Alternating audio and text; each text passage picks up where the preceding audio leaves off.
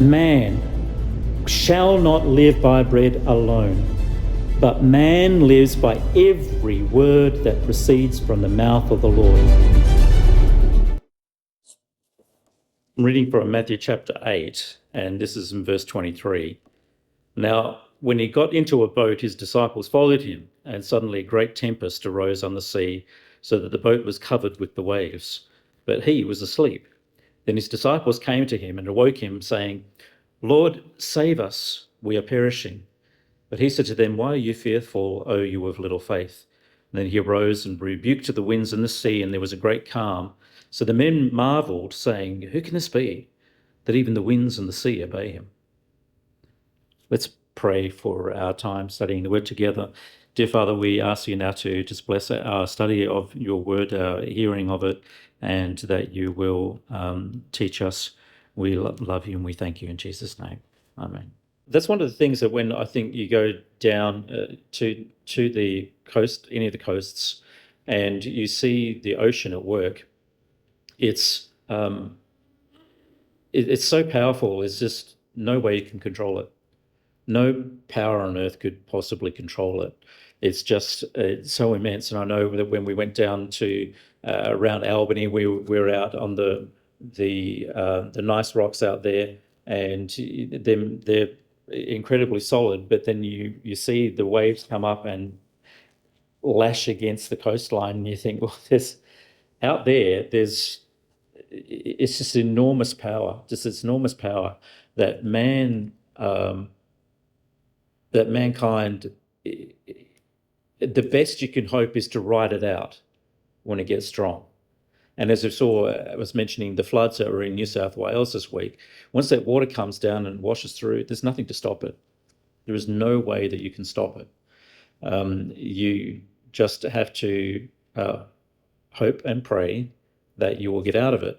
And this is what's actually being experienced by the men here in this storm. And we were reading last time how there were the two men that were either very bravely saying they were going to go with Jesus wherever he wanted to go. And he said, well, you don't know what you're talking about. And the other one that said, well, first let me go do this and bury my father. And he said, well, I've told you to follow me. Now, how we start off in this section is that, well, he got into the boat and his disciples followed him. So they were doing what he had already commanded. And they got into this boat to leave. Now, all of these men in the boat were, at this point, I think all of them possibly that were following Jesus in the close circle were fishermen. Matthew has not yet been called. He comes a little later on in chapter 9, just a few passages over. There are various other ones that are still not yet being called. But there were probably, let's say, between 10 to 12 people on the boat. Now, I want to show you something which is, again, helps us to appreciate the real history behind all of this, and the fact that these are not just cute little stories where you can just imagine things, but in fact, they're pointing to a very great reality. So just let me go over here. Unfortunately, my mouse is not working. I'm going to show you this. It's just a reminder that where we are geographically in the story is that there's the Sea of Galilee, which is at the northern end of the Jordan River, and it's surrounded by mountains. So you can see there some of the elevations in the sandy coloured areas where those mountains are higher, and they're pouring into the Sea of Galilee. But the Sea of Galilee is already below sea level. Still today, this sea is subject to sudden squalls and storms that are very violent, that are very strong. This is not Lake Munga. This is a huge inland freshwater sea. It's like when Mary and I lived in Ontario, where Mary comes from. You go to the lakes, Lake Ontario and so on, that it looks like our sea by the coastline. It's immense and extremely powerful waves and so on that go out there. So you can see from this map, this diagram, this 3D rendering, where they had come from Capernaum, which is up in the northern section of the lake, and they are actually going down to an area. It's labelled there on this map, which is Gergesa, is known by other names as well in that area, and that's on the eastern side of the lake of Gennesaret, it's called, also called the Lake of Galilee, Galilee, also called by the Romans the Lake of Tiberias. But they're headed towards a non-Jewish settlement, towards the Decapolis. But there were, some estimates say 600, certainly several hundred boats that regularly fished this sea. It was a very, very busy area. But those squalls could come up at any moment. Now remembering, these are fishermen, these are men in their 20s, maybe 30s. They're not older men, they're younger men that Jesus is called. Jesus is in his early 30s, and he's got all these strong young men who've grown up around the Sea of Galilee, grown up in the fishing industry, who have grown up on boats out on the sea. They knew what they were doing. They were very competent, they were very skilled and experienced. So to them to go out on the boat,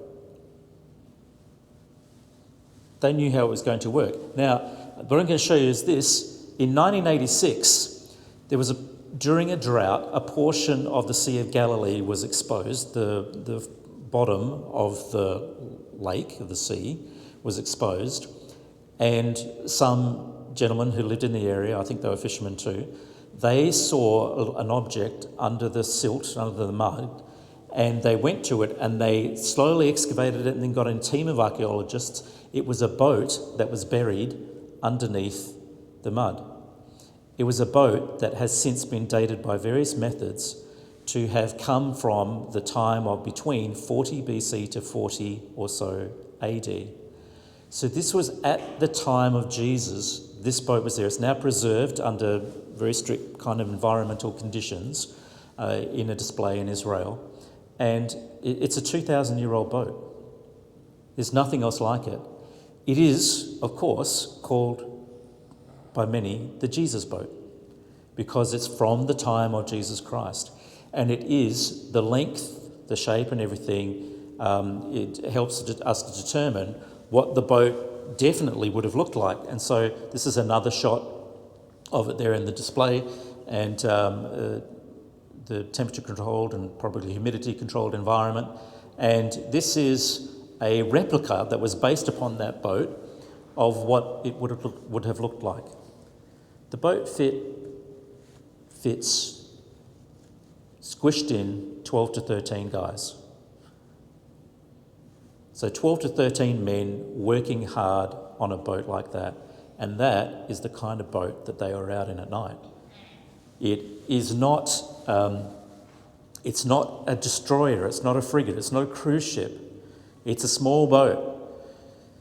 This is a rendering, a painting from 1633 by Rembrandt of Christ in the storm on the Sea of Galilee. This painting, which was stolen a number of years ago and has still not been recovered, is actually a fairly accurate description of the or rendering of what the boat would have looked like, and the storm, and the men crowded into there. And you can see where Rembrandt has it down, I can't really show you, but down on the bottom right, you may see there's a face looking up and the other face is looking towards him. And what it's showing, what Rembrandt is depicting, is Christ in the back of the boat. In fact, when Mark describes this in his gospel, he says that Jesus was asleep, not only asleep in the boat, but he was asleep in the back with his head on a pillow. He was quite comfortable even in the middle of this huge storm. The boat, as I said, was about 8.2 metres long, 2.3 metres wide, and the depth of it is about 1.25 or 1.3 metres. So it's a very compact space, and any amount of very large waves would easily overturn that. It could be very, very dangerous indeed. And so therefore, it is in this situation, right, in this kind of storm, that the disciples experience this and they say, well, Lord, save us. We are dying. We are going to die. That's what they actually said. They weren't cowards. They weren't fools. They were very competent men who were literally in over their heads, right? The waves crashing over the top of them. And this passage, therefore, it's just in the Greek, it's 73 words, is actually packed with many multiple meanings, which we can see that Matthew is clearly conveying and is conveying through the context of the entire passage. But first is this. Think of it this way. They had been fishermen. They probably would have experienced many storms at various times. But on this occasion, the reason they were in a storm was because they followed Jesus. He was the one that told them to get into the boat. He was the one that told them to go out. Now, you could not anticipate the storms. You could not anticipate the storms. They happened very suddenly. So it wouldn't have even mattered if they had some kind of weather forecast that could have told them. It wouldn't have made a difference. They could have been caught at any time. But suddenly this great tempest arises, and they, recognizing how dangerous it is, cry out to him. But he was asleep. So to their minds, it seemed like, well, does he even care? And in fact, I think that's the way that Mark even has it written down, is that they said also, don't you even care that we're dying? You're fast asleep. Now, he was exhausted probably, but this is coming right off all of these events that we've been going through, and they crossed the river and he was exhausted and sleeping in the back there. But he was still calm about it. The thing is that we can look at this, and that many people do, they say, well, they use a metaphor and they say that God saves us, God protects us, Jesus Christ helps us through the storms of life, through all our trials and difficulties and so on. And that is absolutely true. But we should realize and remember that what's actually happening here is an actual physical storm. It's an actual physically dangerous, threatening environment under which they were in, it was over their heads, both literally and metaphorically. They could not control the situation. There was nothing that they could have done. It didn't matter how competent they were not able to deal with it. They were not able to do anything about it. And in this way, but by them calling out for God to save them, what they were doing was demonstrating their absolute dependence on need for him, dependence on and need for Jesus Christ. They knew that he could do something, but they just didn't know necessarily what it was that he could do. So when he stood up and said to them, "Why are you fearful, O you of little faith?"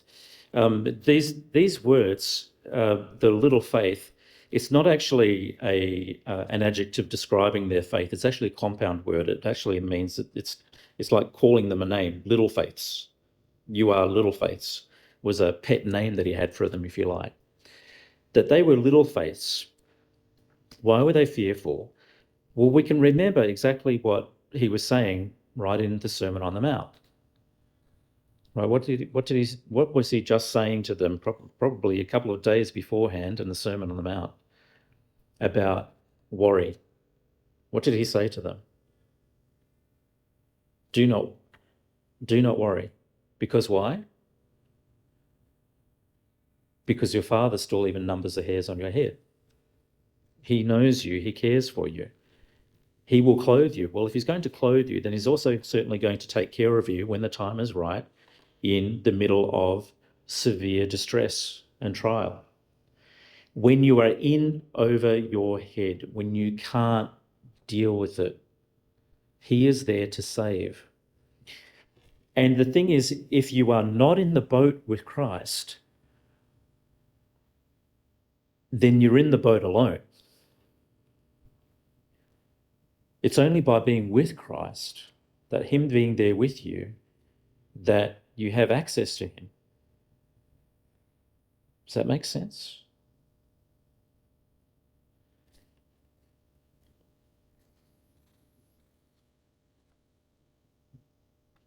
The disciples knew that he could do something, and what he actually did, well, then, as we see, was he stood up, he rebuked the winds and the sea verbally, and there was a great calm. In Mark's rendition of it, he says that Jesus actually says to the seas, this is in Mark chapter 4, it's in verse 39, he got up and he says to the sea, "Peace, be still," and the wind ceased and there was a great calm. So all Jesus had to do was say, "Peace, be still," and the winds and the sea and the raging all stopped instantly. Now, my puppy does not even do that for us. We say to Wesley, "Chill out, stop, be calm." Wesley doesn't necessarily do it. He's still jumping around and all excited. So the fact that Jesus Christ was able to do this is clearly a demonstration of something far greater than any man could do. There is, as we said at the beginning, no force on earth that can stop waves and sea. Nothing. Nothing can do it. But Jesus was able to. Why? Well, the clue is in a number of Psalms, actually. This is Psalm 65, verse 5.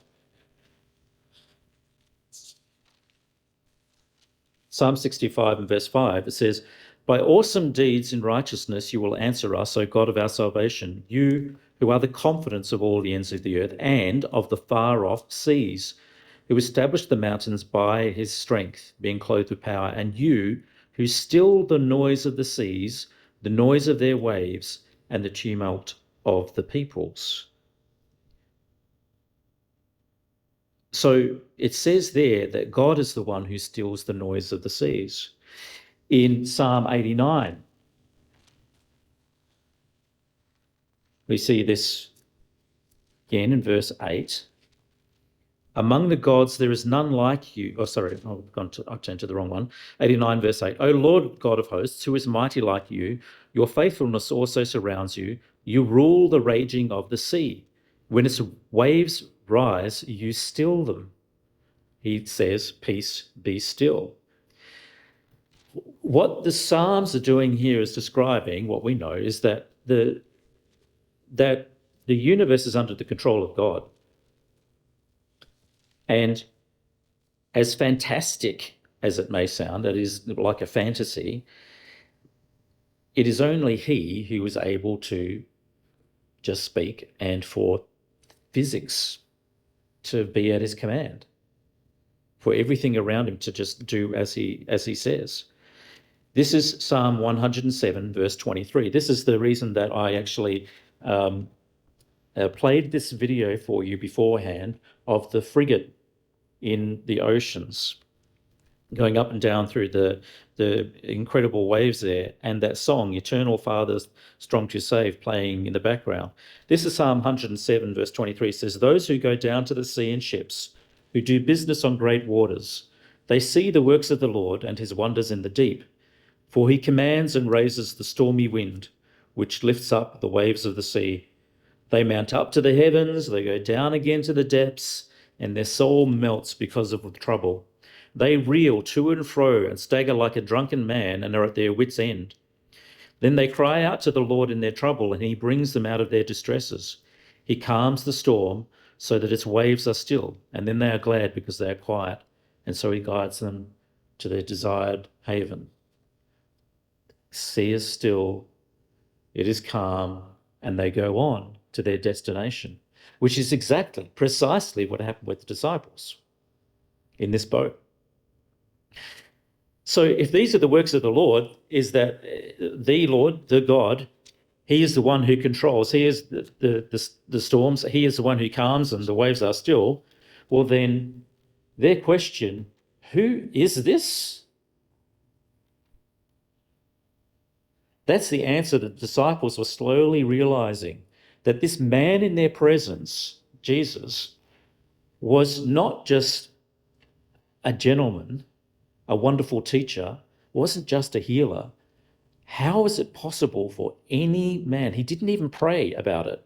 He didn't get up and say, dear Father, please do that. Jonah does that in the story of Jonah. Jonah prays to God, asks him to try to calm the sea and so on.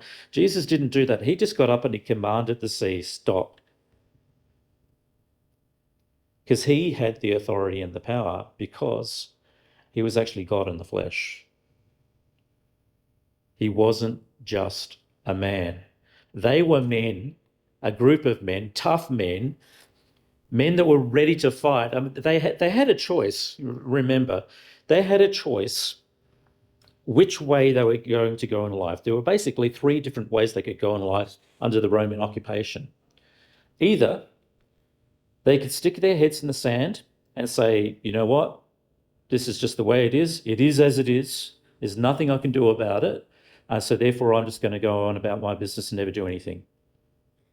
They could have, as young men, and as many, many thousands of young men did in their day, align with rebels and zealots and others who wanted to overthrow the Romans.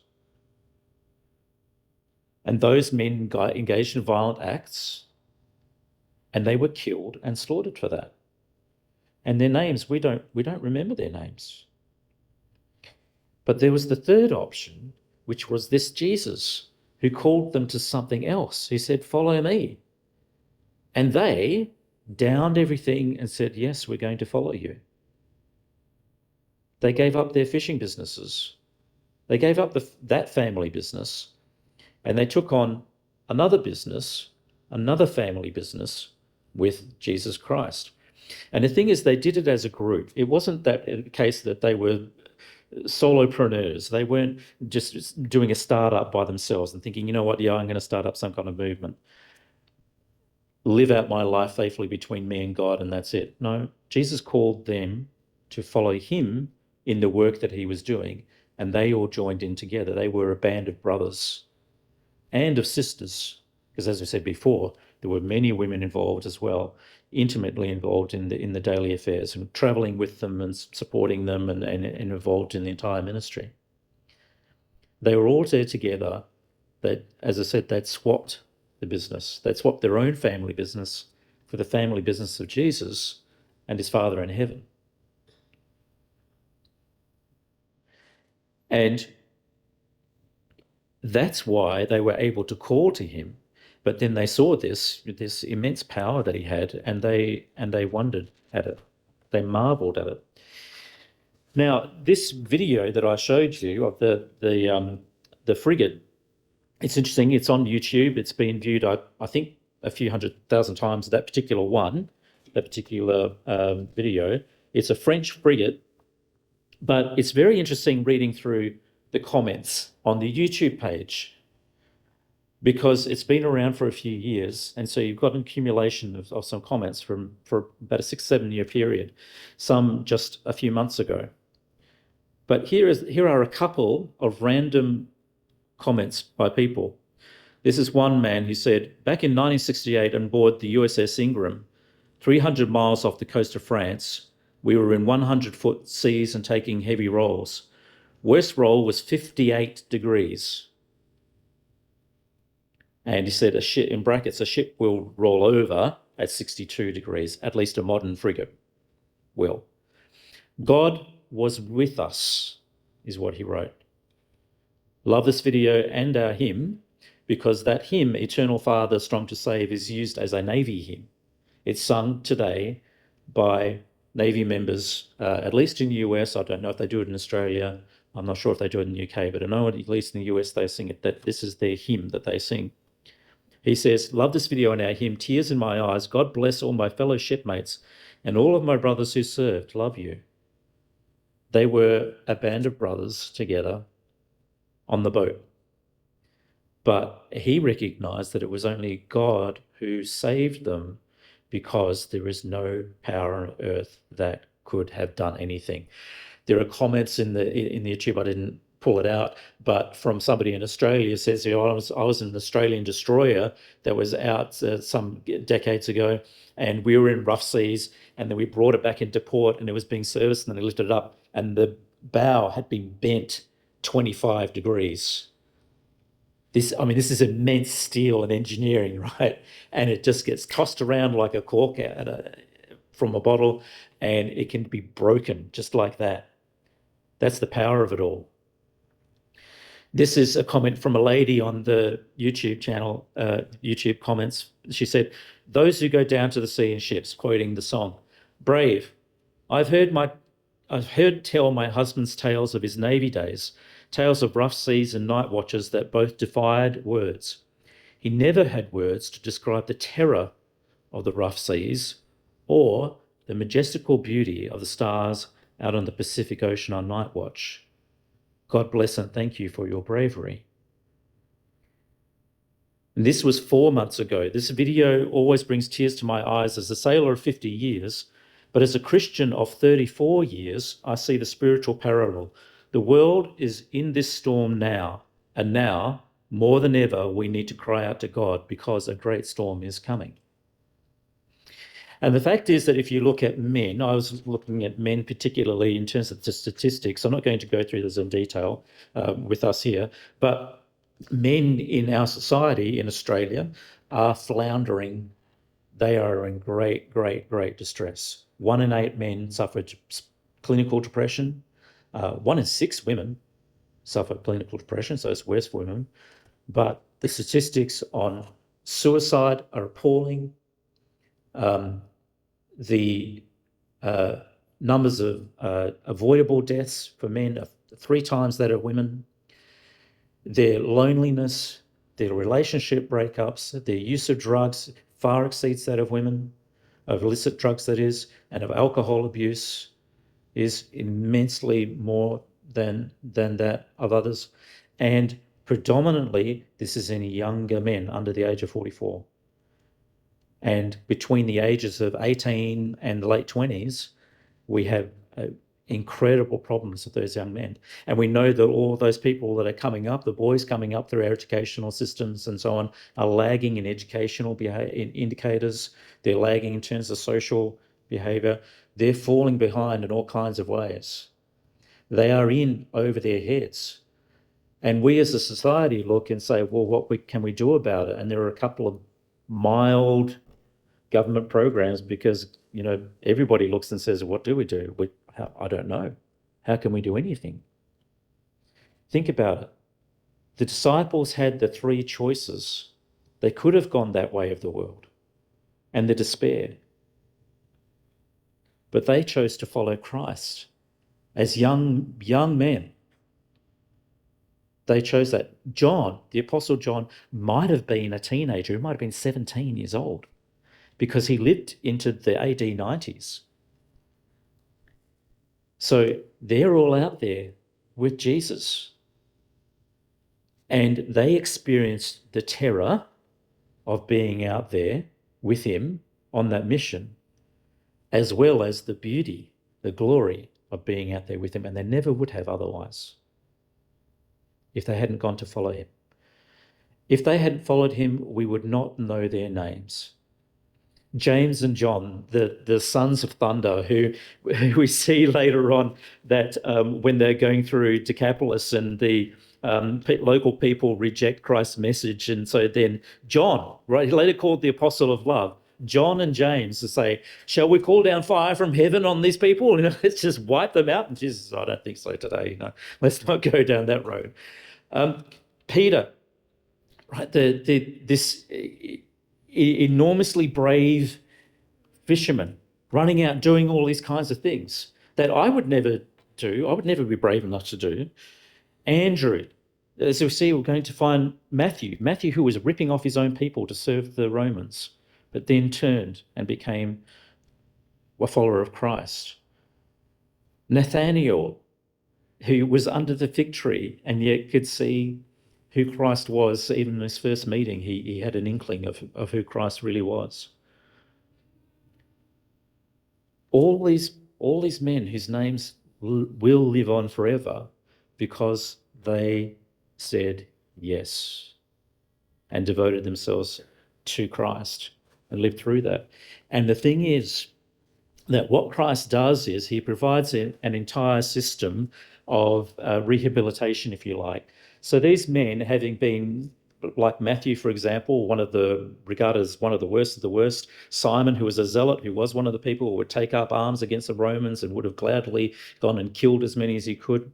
These men were reformed by Christ because what he did was he had a program for them of teaching, of becoming part of his church that he was building, that then together they would form the community of faith, that he was, of course, going to not only teach them and lead them, but eventually to die for them and then be resurrected and send his own spirit so that they could become a literal part of his family. That was his wraparound service program that would change them, and of course the millions and millions of people who've become Christians through the millennia. It really is the only solution. It's the only solution for people who are in the middle of those trials, who are facing those trials, who face the storms of life. This is why so many of those who are in forces like the Navy are actually, at least nominally, God-fearers and Christians. They will say, I believe in God because I've been out there. I've seen what it's like. And I know that this is beyond, there has to be a God in charge of all of that. I've seen things with my own eyes. These are the words of that hymn that they were singing in the video. And I'll quote just two of the verses. Eternal Father, strong to save, whose arm hath bound the restless wave, who bids the mighty ocean deep its own appointed limits keep. O hear us when we cry to thee, for those in peril on the sea. O Christ, whose voice the waters heard and hushed their raging at thy word, who walkest on the foaming deep and calm amid its rage didst sleep. O hear us when we cry to thee, for those in peril on the sea. And that's what they sing. Those are the verses that the Navy choruses and men sing. And as I said, you look at these comments and you see people saying things like, we were in the middle of a ship that was being tossed about and I was scared for my life. And I kept singing the words of this hymn and I kept saying, God, please help us, please protect us. Even surrounded by all of that steel and all of that, all the engine power, it was still nothing.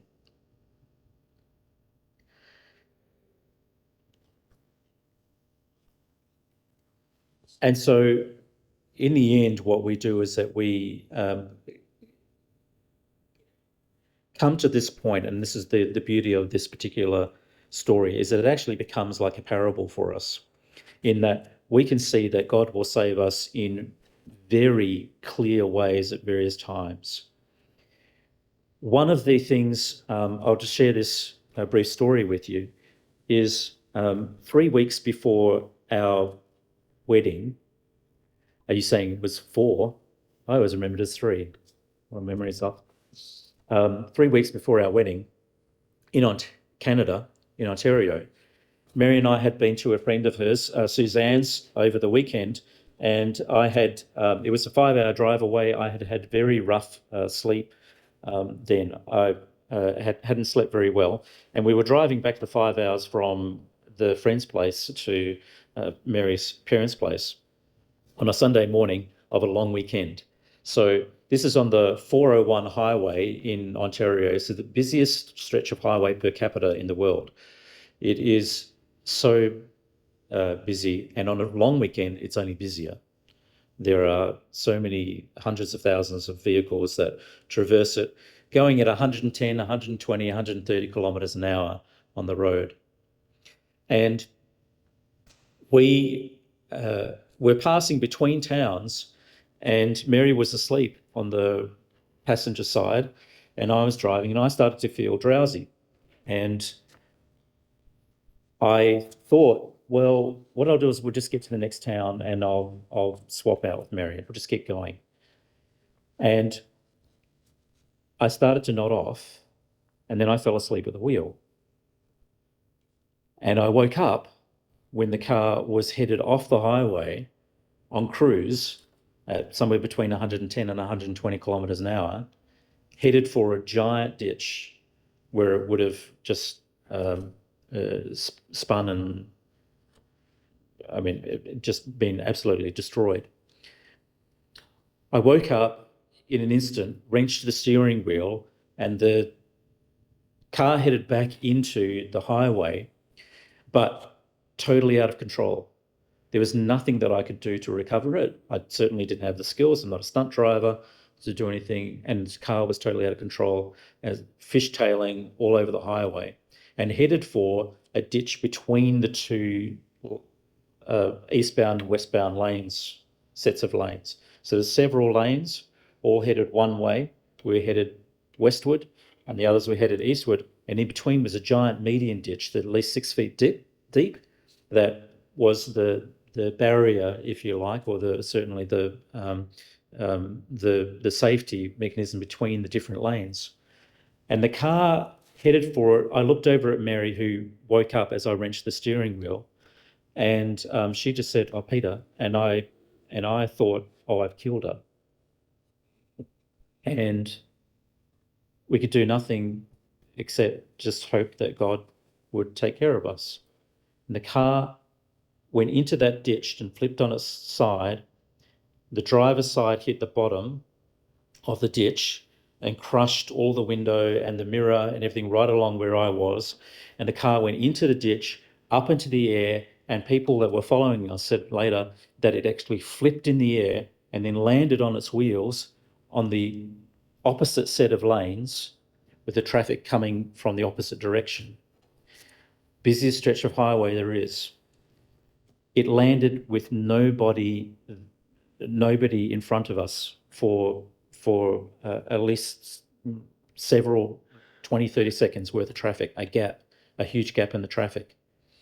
It landed such that we were on the wheels, and Mary and I were both able to get out of the car, walk out of the car with a slight scratch and bruise, and then somebody else had stopped and we moved the car off the road. Within a couple of minutes, somebody had called emergency services, and within a couple of minutes, a police car arrived, and one of the lady officers got out, and she said, "How are you? Where are the people? Where is everyone?" And we said, "Oh, it's just us two." And she said, "Is there another car involved? Where's the other car?" And I said, "No, there was nobody. It's just us." And she said, "What? That's incredible." And we said, "Yeah, there's nothing." And then a minute or two later, firefighters came with the fire engine, and they jumped out of the vehicle. She was escorting us to the police car, and they jumped out of the vehicle, and they came to her, and they said, "Right, where are the victims?" And she said, "They're right here." And they said, "No, the other vehicles, where are the bodies?" And she said, "No, there's just the two of them here walking." And they said, "No, that's not possible." She said, "Yeah, I can't believe it."